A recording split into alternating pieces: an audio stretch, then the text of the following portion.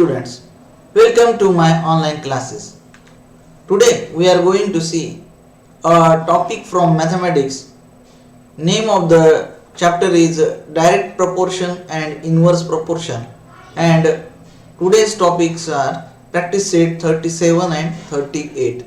So let us start direct proportion and inverse proportion.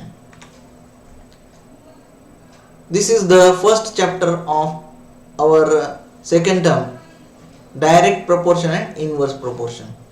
So let us understand what is direct proportion first, and then we will move on to the inverse proportion. So what is direct proportion? If there is increase in one quantity with the increase in other quantity, then there is direct proportion. म्हणजे direct proportion हा जो part आहे त्याच्यामध्ये आपण काय समजून घ्यायचं आहे की what is direct proportion. Direct proportion म्हणजे काय असतं, तर जेव्हा एका क्वांटिटीमध्ये वाढ झाल्यावर दुसरी पण क्वांटिटी वाढते त्यावेळेला आपण त्याला म्हणतो की there is a direct proportion. या डायरेक्ट प्रपोर्शनमध्ये एक गोष्ट आपण लक्षात घेतली पाहिजे की इथं इन्क्रीज आणि इन्क्रीज अशा टाईपचे रिलेशन असतं, त्यावेळेला आपण त्याला म्हणतो डायरेक्ट प्रपोर्शन. जसं की आता समजा आपल्याला एक नंबर ऑफ आर्टिकल्स समजा आपण कन्सिडर केले, त्याला आपण म्हटलं एन आणि टोटल अमाऊंट आहे ए. समजा आपण एक पेन घेतली तर आपल्याला 10 रुपये लागतात. आपण 2 पेन घेतल्या तर आपल्याला 20 रुपये लागतील. तसंच जर आपण 3 पेन घेतल्या तर आपल्याला 30 रुपये लागतील. म्हणजे याच पद्धतीने आपण जशी जशी पेनची संख्या वाढवत गेलो तशी तशी आपल्याला लागणारी जी किंमत असते ती लागणारी किंमत वाढत वाढत जाते. म्हणजे आपण याला म्हणतो की if there is increase in one quantity with the increase in other quantity then there is direct proportion. जेव्हा या पेनची संख्या वाढवली तेव्हा आपल्याला लागणारी जी एकूण अमाऊंट आहे ती सुद्धा वाढत जाते. अशा टाईपच्या रिलेशनला आपण म्हणतो direct proportion. So if there is increase in one quantity with the increase in other quantity then there is direct proportion. एक क्वांटिटी वाढवली असता दुसरी क्वांटिटी वाढते, याला आपण डायरेक्ट प्रपोर्शन असं म्हणतो.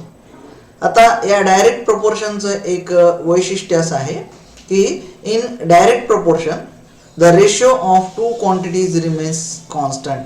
The ratio of two quantities remains constant. म्हणजे इथं आपण समजा क्वांटिटी कन्सिडर केली एन आणि ए, तर या एन म्हणजे it is number of pens and A is the total amount paid. तर जर आपण या नंबर ऑफ पेन्स वाढवल्या तर आपल्याला लागणारी जे अमाऊंट आहे ती वाढत जाते, म्हणजे देर इज डायरेक्ट प्रपोर्शन. आणि या दोघांचा रेशो जर का आपण घेतला तर आपल्याला काय मिळेल, समजा आपण एन बाय ए ची व्हॅल्यू जर का प्रत्येक वेळेला काढत गेलो एन अपॉन ए, तर पहिल्या वेळेला एन बाय ए ची व्हॅल्यू मिळेल 1/10. दुसऱ्या वेळेला एन अपॉन ए ची व्हॅल्यू मिळेल 2/20. 2/20 इज ऑल्सो इक्वल टू 1/10. आणि तसंच तिसऱ्या वेळेला आपण केलं 3/30. 3/30 it is also equal to 1/10. Means the ratio of two quantities n and a remains constant, and this type of relation is known as direct proportion. जेव्हा दोन quantity मधला ratio constant असतो, इथे विशेष करून रेशो कॉन्स्टंट असतो, ratio is constant. So such type of relation is known as a direct proportion. So in the direct proportion one quantity increases with the increase in other quantity and the ratio of the two quantities remains constant. Direct proportion मध्ये दोन गोष्टी लक्षात ठेवायच्या, increase आणि ratio constant. या दोन गोष्टी आपण लक्षात ठेवल्या की आपल्याला डायरेक्ट प्रपोर्शनचे क्वेश्चन सॉल्व्ह करता येतील. तर आता आपण काय करूयात की या डायरेक्ट प्रपोर्शनवर आधारित एक प्रॅक्टिस सेट आपल्याला दिलेला आहे, प्रॅक्टिस सेट 37. तो आपण आता इथं सॉल्व्ह करणार आहोत. प्रॅक्टिस सेट 37 मधला पहिला क्वेश्चन आहे, if 7 kilogram onions cost ₹140, how much must we pay for 12 kilogram onions. म्हणजे 7 किलो कांद्यासाठी 140 रुपये द्यावे लागतात. तर 12 किलो कांद्यांसाठी किती रुपये द्यावे लागतील. तसं पाहिलं तर हा जो क्वेश्चन आहे तो आपण वेगवेगळ्या पद्धतीने याला सॉल्व करू शकतो. म्हणजे आपण अगदी सुरुवातीपासून जे करत आलेलो आहे त्याला आपण म्हणतो युनिटरी मेथड, एकमान पद्धत. एकमान पद्धतीमध्ये आपण काय करतो की पहिल्यांदा अनेकावरून एकाची किंमत काढायची आणि पुन्हा एकावरून अनेकाची किंमत काढायची. म्हणजे जसं की आपल्याला इथं दिलेलं आहे 7 किलो कांदे आणि त्याच्यासाठी लागतात 140 रुपये. म्हणून मग आपण पहिल्यांदा काढला 1 किलो कांद्यासाठी आपल्याला किती रुपये लागतील, तर 1 किलो कांद्यासाठी आपल्याला 20 रुपये लागतात असं आपण काढू शकतो. आणि मग एकदा 1 किलो कांद्याची किंमत आली की आपण 12 किलो कांद्याची किंमत सहज काढू शकतो. 12 किलो असो, 15 किलो असो, 25 किलो असो, आपण ह्या किमती सहज काढू शकतो. याला म्हणतात, म्हणजे इथं काय झालेलं आहे, अनेकावरून एकाची किंमत काढणे, पुन्हा एकावरून अनेकाची किंमत काढणे. Finding the value of one from many and again the value of many from one. This is known as a unitary method, एकमान पद्धत. पण आपल्याला इथं प्रपोर्शन मेथड वापरायची आहे. प्रपोर्शन मेथडमध्ये आपल्याला पहिल्यांदा जे दिलेल्या क्वांटिटीज आहेत त्या क्वांटिटीज आपण क्लिअरली इथं लिहून घेणार आहे. पहिलं काम आहे, सगळ्यात पहिली स्टेप आहे क्वांटिटी लिहून घ्यायची. तर आपण इथं क्वांटिटीज लिहून घेऊयात.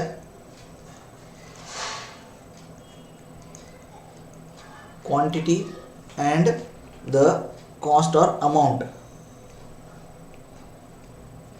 So here 7 kilogram onions are purchased for rupees 140 and 12 kilogram onions cost how much rupees. आपण समजा त्याला म्हणूयात की it cost x rupees. तर अशा टाईपचा एक चार्ट आपण बनवून घ्यायचा आहे. क्वांटिटी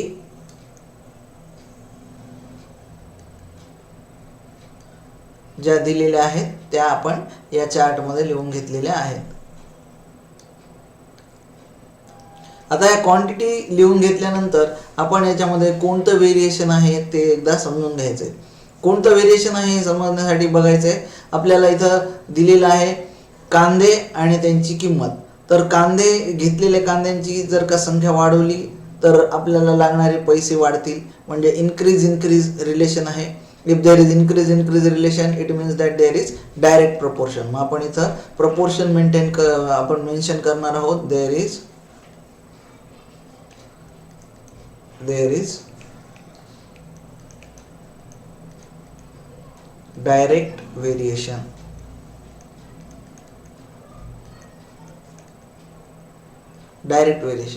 आणि आपल्याला माहिती की in the direct variation the ratio of the quantities remains constant and therefore quantity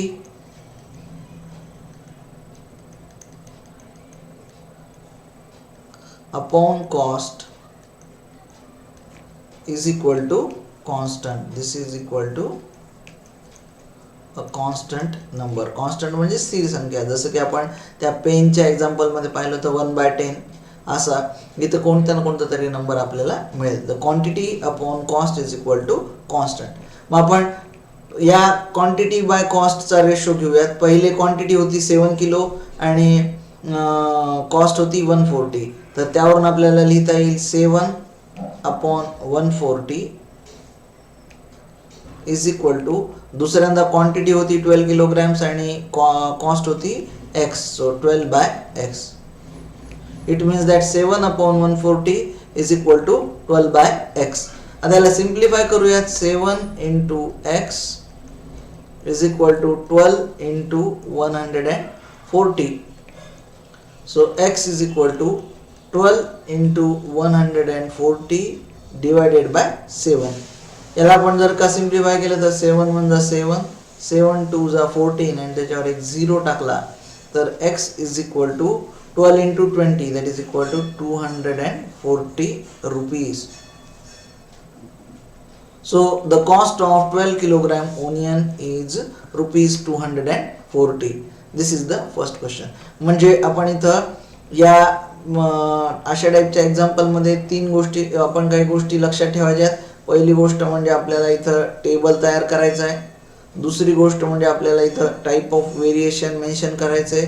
तिसरी गोष्ट आपल्याला तिथं रेशो कॉन्स्टंट राहतोय का प्रोडक्ट कॉन्स्टंट राहतोय हे आपल्याला मेन्शन करायचं आहे. त्यानंतर चौथी गोष्ट जी आहे ती आपल्याला त्या क्वांटिटीचा रेशो लिहायचा आहे. आणि पाचवी गोष्ट म्हणजे आपल्याला ते कॅल्क्युलेशन जे सांगितलेले आहेत ते कॅल्क्युलेशन कंप्लीट करायचे.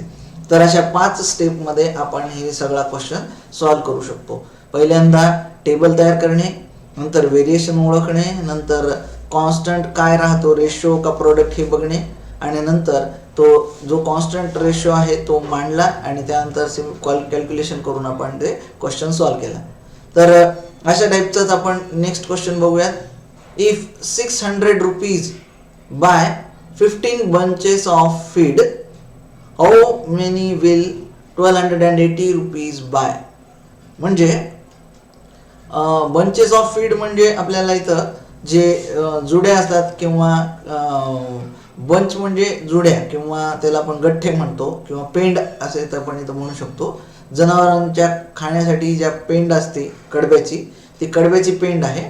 तर आपल्याला दिलेलं आहे की 15 बंचेससाठी 600 रुपये लागतात.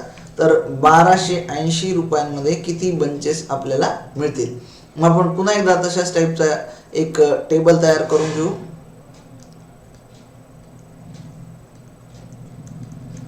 क्वांटिटी आणि cost.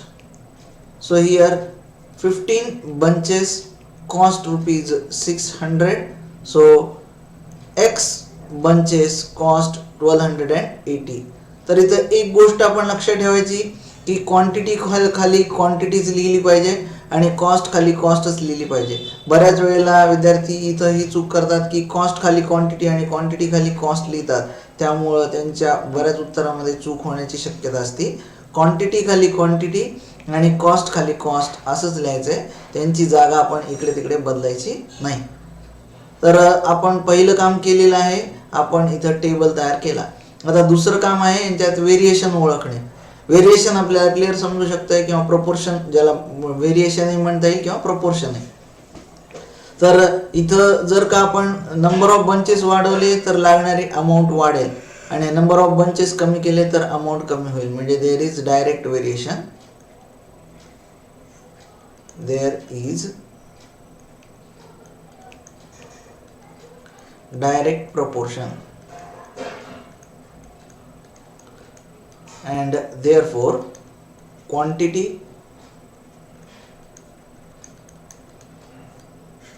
upon cost is equal to constant. आपण 1, 2 आणि 3 स्टेप इथं फॉलो केल्या. आता क्वांटिटी बाय कॉस्ट यांचा रेशो घ्यायचा आहे. क्वांटिटी जर असेल 15 किलोग्रॅम तर कॉस्ट आहे 600 रुपीज. क्वांटिटी जर असेल x किलोग्रॅम तर कॉस्ट आहे 1280 rupees.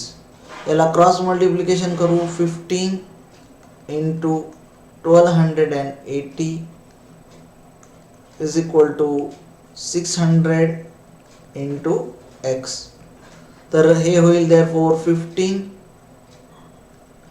Into 1280 upon 600 is equal to x. हा 600 जो मल्टिप्लिकेशन मध्ये होता तो इकडे डिव्हिजन मध्ये आला. हा 0 0 कॅन्सल झाला. 15 1 जा 15 अँड 15 4 जा 60. 4 ने डिवाइड केलं तर 4 3 जा 12 अँड 4 2 जा 8. So x is equal to 32. So we will get 32 bunches in 1280 rupees. This is the final answer. त्यानंतर अशाच टाईपचा नेक्स्ट क्वेश्चन आहे. For 9 cows 13 kilogram 500 gram of food supplement are required every day in the same proportion, how much will be needed for 12 cows. इथं आपल्याला दिलेलं आहे number of cows आणि food required for the cows. तर या फूडची quantity आपल्याला दिलेली आहे आणि नंबर ऑफ cows दिलेले आहेत. तर प्रश्न असा आहे 9 गायींसाठी 13 किलो 500 ग्रॅम एवढं अन्न जर का लागत असेल तर 12 गायींसाठी किती लागेल. तर आपण पुन्हा एकदा इथं दोन क्वांटिटीचा टेबल तयार करू. आपण वाटल्यास याला नाव बदलून घेऊ काऊज and food required, number of cows and food required. So 9 cows require 13 kilogram 500 gram food and 12 cows require X. तर इथं सुद्धा जर का गायींची संख्या वाढली तर लागणारा चारा वाढेल आणि गायींची संख्या कमी केली तर चारा कमी होईल, म्हणजे there is direct proportion.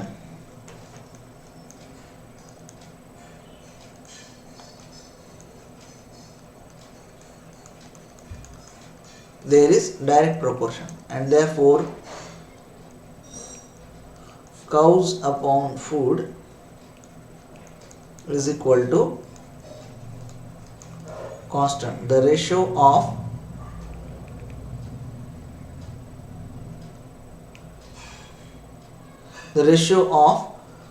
cow to food is constant. आता याच्यात एक गोष्ट झालेली आहे, 13 किलोग्रॅम 500 ग्रॅम असं आपल्याला दिलेलं आहे. मग आता 13 किलोग्रॅम 500 ग्रॅम म्हणजे तुम्ही याला पॉईंटमध्ये सुद्धा लिहू शकता किंवा आपण याला कन्वर्ट करून घेऊ शकतो. 13 किलोग्रॅम आपण वाटल्यास इथं कन्वर्शन करून घेऊयाचं. 13 किलोग्रॅम 500 ग्रॅम्स असं दिलेलं आहे. तर हे होईल 13,000. 1000 ग्रॅमचा 1 किलोग्रॅम होतो, म्हणून 13,000 gram plus 500 grams means total 13,500 gram. This is the quantity of food that is given for 9 cows. 9 गायींना 13,500 ग्रॅम अन्न दिलं जातं. मग आपण रेशो घेऊ 9/13,500 इज इक्वल टू 12/x. याला जर का आपण क्रॉस मल्टिप्लिकेशन केलं तर 9 into x is equal to 12 into 13,500. So x is equal to 12 into 13,500 upon 9. याला 3 ने डिवाइड केला, 3 3 जा 9, 3 4 जा 12 आणि पुन्हा एकदा 3 ने डिवाइड केला, 3 4 जा 12, रिमाइंडर 1 and 3 5 जा 15, 0 0. So x is equal to 4 ने आपण याला मल्टिप्लाय करू, 4 0 0 4 0 0, 4 5 जा 20, कॅरी 2 and 4 4 जा 16 plus 2 means 18,000 gram of food is required, or x is equal to 18 kilogram. 18 kilogram food is required. तर अशा टाईपमध्ये आपण हे कॅल्क्युलेशन करून आन्सर काढू शकतो. तर यानंतर अशाच टाईपचे 2 एक्झाम्पल यात दिलेले आहेत. मी तुम्हाला हे 2 एक्झाम्पल थोडेसे शॉर्टमध्ये सांगणार आहे, कारण अशाच टाईपचे एक्झाम्पल मी सांगत राहिलो तर तुम्ही प्रॅक्टिस करताना ते तुम्हाला अजून तुम्ही स्वतः प्रॅक्टिस करून हे पाहावं असं मला वाटते. त्यामुळे मी तुम्हाला फक्त थोडक्यात हे सांगणार आहे आणि नंतर तुम्ही स्वतः हे क्वेश्चन करणार आहात. इथं दिलेलं आहे the cost of 12 quintals of soybean is 36,000 rupees. How much will 8 quintal cost. म्हणजे इथं दिलेलं आहे 12 क्विंटल सोयाबीन आणि त्याची कॉस्ट दिलेली आहे 36,000 आणि आपल्याला विचारलेले what is the cost of 8 quintal soybean. तर आपण इथं काय करायचं आहे, इथं quantity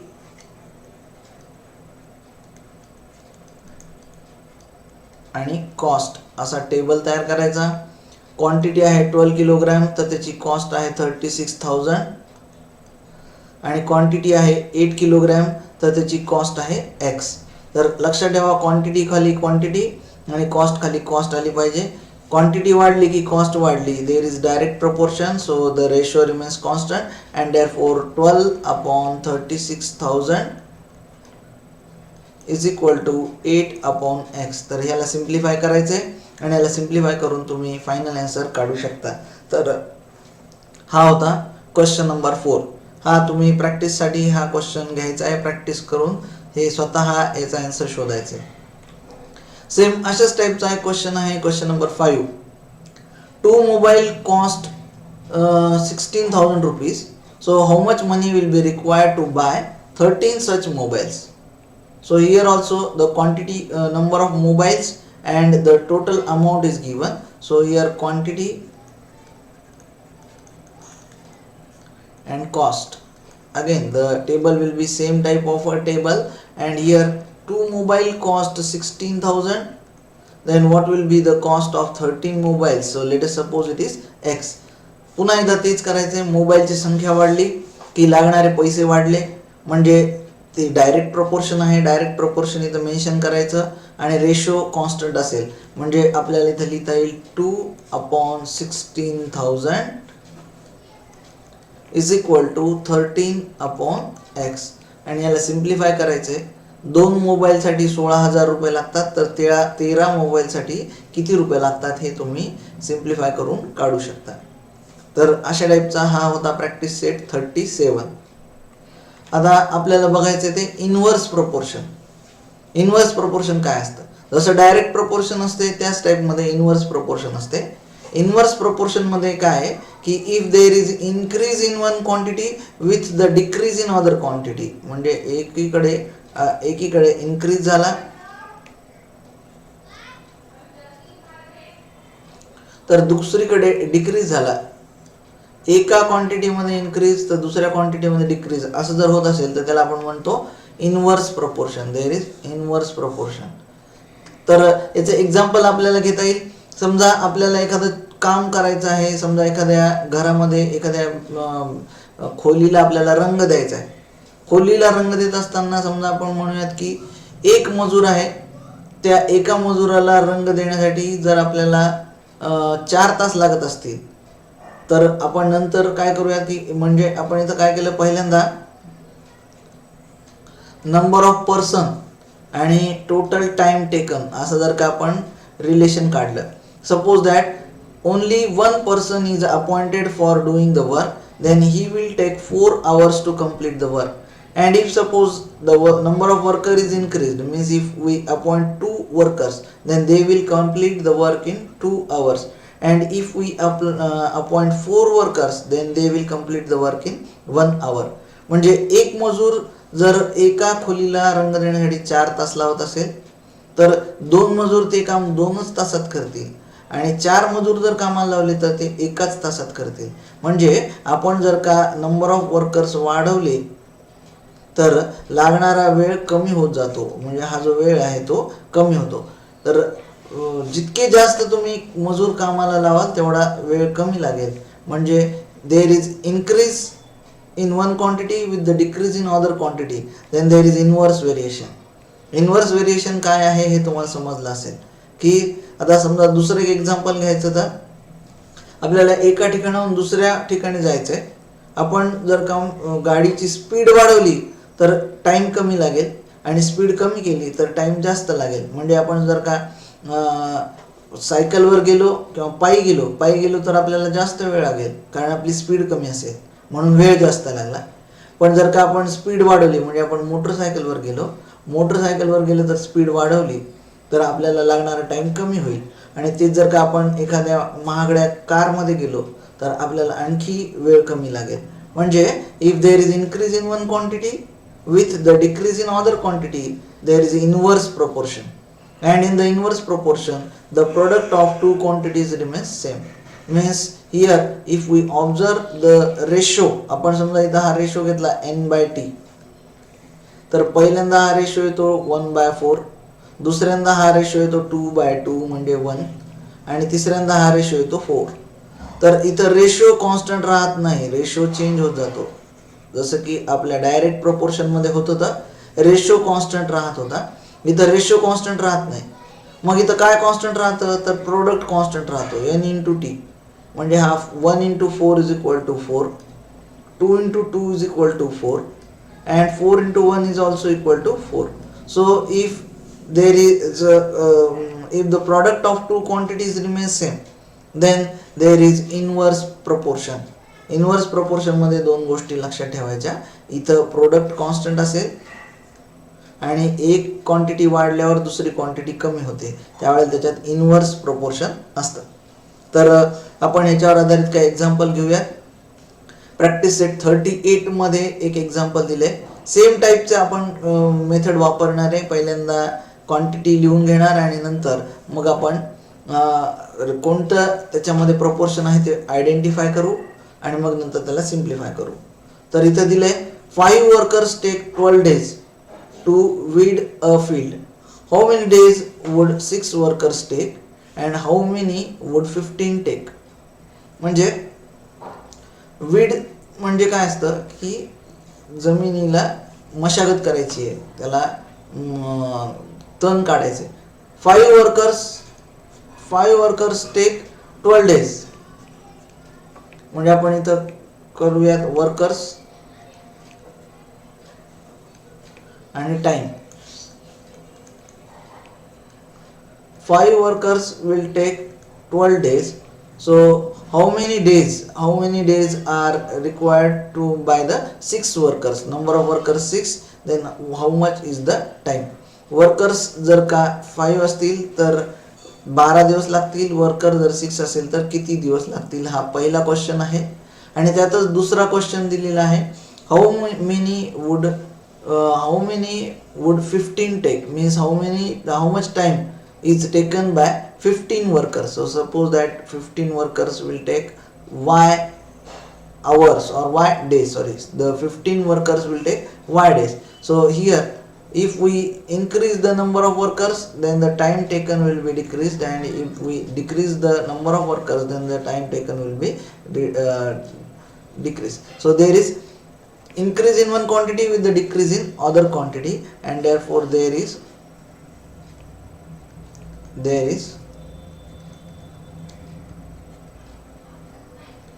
inverse proportion.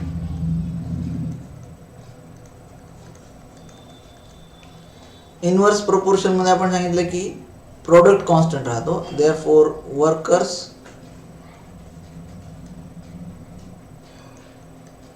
Into time is equal to constant. म्हणून आपल्याला सांगता येईल की 5 into 12 is equal to 6 into x, and therefore 5 into 12 upon 6 is equal to x. 6 on the 6, 6 2 are 12, so x is equal to 10. म्हणजे 6 वर्करला 10 दिवस लागतील असं आपण म्हणूयात. त्यानंतर दुसरं आहे की 15 वर्कर्स, आणि पुन्हा तेच आपल्याला करता येईल, 5 into 12 is equal to 15 into y. So 5 into 12 upon 15 is equal to y. 5 on the 5, 5 3 the 15, 3 1 the 3, and 3 4 the 12. So y is equal to 4.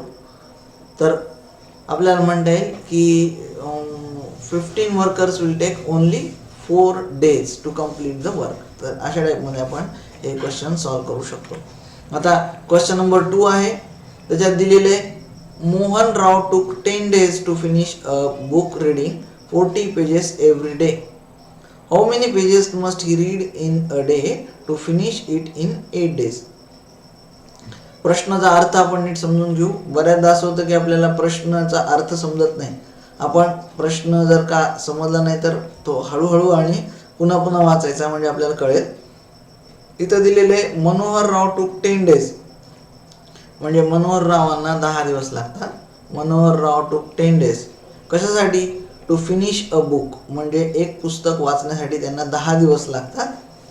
Reading 40 pages every day, म्हणजे जर ते 40 पानं रोज वाचले तर त्यांना ते पुस्तक कंप्लीट करायला 10 दिवस लागतात.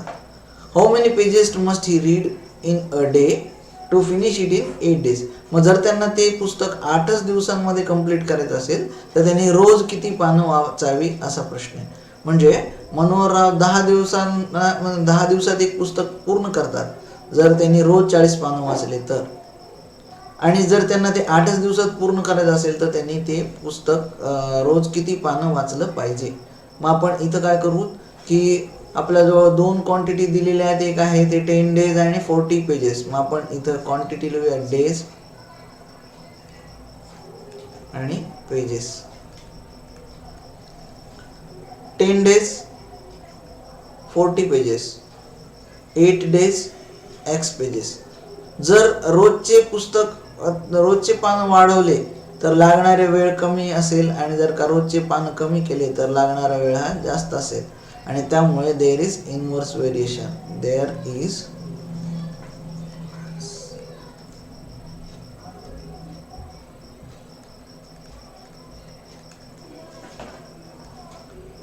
there is inverse variation, and therefore in the inverse variation product remains constant, and therefore days into pages is equal to constant, and therefore days into pages म्हणजे 10 दिवस 40 पान, 8 दिवस x पान. So 10 into 40 is equal to 8 into x. So 10 into 40 upon 8 is equal to x. 8 1 is 8 and 8 5 is 40. So x is equal to 50 pages. म्हणजे जर त्यांना कमी दिवसात पुस्तक संपवायचं असेल तर त्यांनी जास्त पानं वाचली पाहिजे. 8च दिवसात पुस्तक संपवायचं आहे तर त्यांनी रोज 50 पानं वाचले पाहिजे, तर ते पुस्तक 8 दिवसात वाचून पूर्ण होईल. त्यानंतर अशा टाईपचा आणखी एक एक्झाम्पल मी तुम्हाला नुसता टेबल करून देणार आहे. टेबल करून दिल्यानंतर आपल्याला तो कसा सोडवायचा ते तुम्ही ते स्वतः सोडवणार आहात. फक्त मी तुम्हाला क्वेश्चन समजून सांगेल आणि तुम्ही त्याचा आन्सर स्वतः लिहायचे as a practice. Mary cycles at 6 km/h. How long will she take to reach her aunt's house which is 12 km away? If she cycles at a speed of 4 km/h, how long would she take? म्हणजे मेरीला cycle चालवताना तिने जर का speed 6 km/h ठेवली, 6 km/h जर का speed ठेवली आणि त्यावेळेला तिचं जे आंटीचं घर आहे ते 12 किलोमीटर त्याच्यापासून आहे. Mary cycles at 6 km/h. How long will she take to reach her aunt's house which is 12 km away?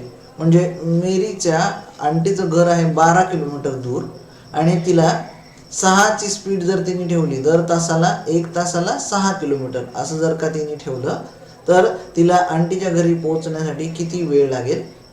आणि दुसरं आहे, जर तिने तिची स्पीड 4 किलोमीटर केली म्हणजे स्पीड थोडीशी कमी केली तर त्यावेळेला तिला आंटीच्या घरी पोहोचण्यासाठी किती वेळ लागेल. म्हणजे आपण इथं क्वांटिटी ओळखायच्या आहेत आणि मग नंतर त्यांच्यातलं रिलेशन ओळखायचं आहे. तर क्वांटिटी आहे इथं आहे ते स्पीड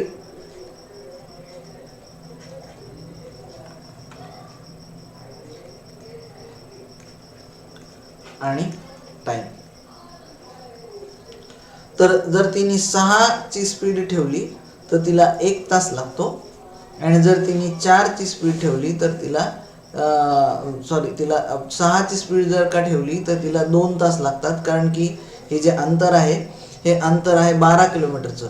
अंतर 12 किलोमीटरचं आहे म्हणजे एका तासाला ती 6 किलोमीटर जाते तर 12 किलोमीटर जाण्यासाठी तिला 2 तास लागतील.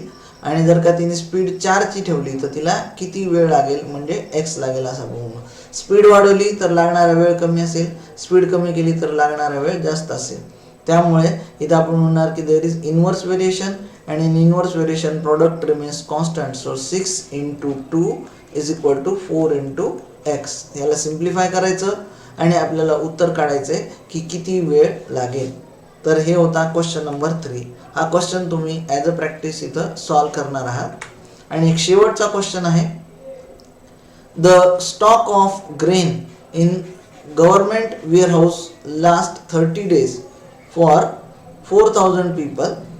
How many days will it last for 6000 people? म्हणजे प्रश्नाचा अर्थ समजून घेऊया. ही स्टॉक ऑफ ग्रेन म्हणजे धान्याचा साठा आहे. गव्हर्नमेंट वेअरहाऊसमध्ये म्हणजे गव्हर्नमेंटच्या गोदामामध्ये धान्याचा साठा आहे. It will last for 30 days for 4000 people. म्हणजे जर का 4000 लोक असतील, 4000 लोकांसाठी तो 30 दिवस पुरतो, तर 6000 लोकांसाठी तो किती दिवस पुरेल असं विचारलेलं आहे. म्हणजे लोकांची संख्या वाढली तर लोक जास्त खातील आणि ते धान्य कमी दिवस पुरेल. आणि जर का लोक कमी झाले तर ते जास्त दिवस अन्न पुरेल. मग आपल्याला इथं दोन क्वांटिटी ओळखायच्या आहे. एक म्हणजे आहे ते नंबर ऑफ पीपल आणि त्यानंतर लागणारे दिवस. तर आपण याला कॉलम करूयात, पीपल अँड डेज. तर 4000 लोक होते, त्यांना ते धान्य 30 दिवस पुरत होतं. 6000 लोक असतील तर त्यांना ते धान्य किती दिवस पुरेल? आपण म्हणूया ते x दिवस पुरेल. आणि मग याच्यात आपल्याला समजतं की लोक वाढले की दिवस कमी जातील आणि जर का लोक कमी झाले तर दिवस वाढतील. म्हणजे there is inverse variation and in the inverse variation the product remains constant and therefore 4000 into 30 is equal to 6000 into x. याला सिम्प्लिफाय केलं तर ते किती दिवस धान्य पुरेल हे आपल्याला समजते.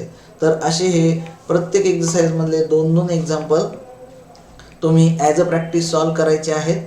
आणि अशाच टाईपचा व्हिडिओज आपल्याला या चॅनलवर पाहायला मिळतील. तर या चॅनलला सबस्क्राईब करायला आणि व्हिडिओ लाईक करायला विसरायचं नाही. आता आपण इथे थांबणार आहोत. धन्यवाद.